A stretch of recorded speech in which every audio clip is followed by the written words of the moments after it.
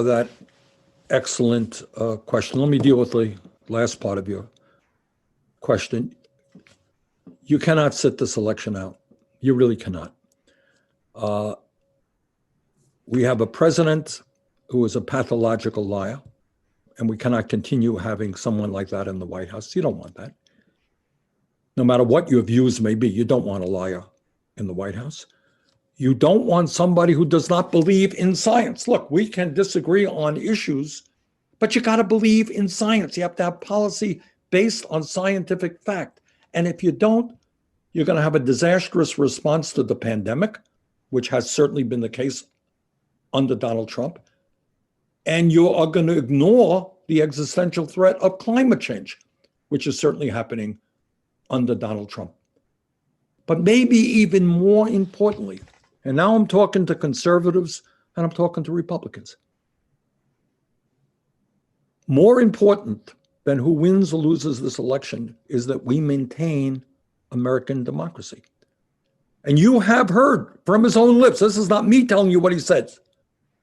What Trump is saying is, if Trump, loses this election, the only way is that it's a rigged election. Well, that's a lie. He may very well lose this election because the people want to throw him out of office.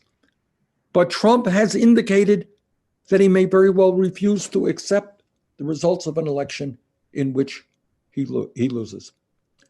Now, especially in rural America, and I know this is true in the state of Vermont, we got a whole lot of people who have served in the military, who have fought and died to defend our Constitution. When you're a senator or when you're in the military, you swear an oath. And that oath of office is to defend and protect the Constitution of the United States of America.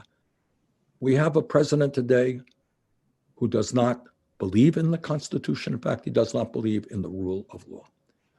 So what we have got to do is come together. You cannot sit this election out. Now, I know there are a lot of people out there say, well, I'm not overly enthusiastic about Joe Biden. I disagree with Joe on this issue and I don't like him on that issue and so forth. I got it. I disagree with Joe Biden on many, many issues. And trust me, the day after Biden is inaugurated, you're going to see a number of us in the Senate demanding that the Biden administration move forward in a more progressive way. Have the courage to take on the powerful special interest who have so much influence over our economic and political life, believe me. But right now, we can quibble about Biden's position on this issue or that issue. And by the way, if you read his positions, they're not Bernie Sanders' positions, but they're fairly strong. They'll improve life for a whole lot of people in a lot of ways. But now is not the time to argue about whether you like Joe on this or that.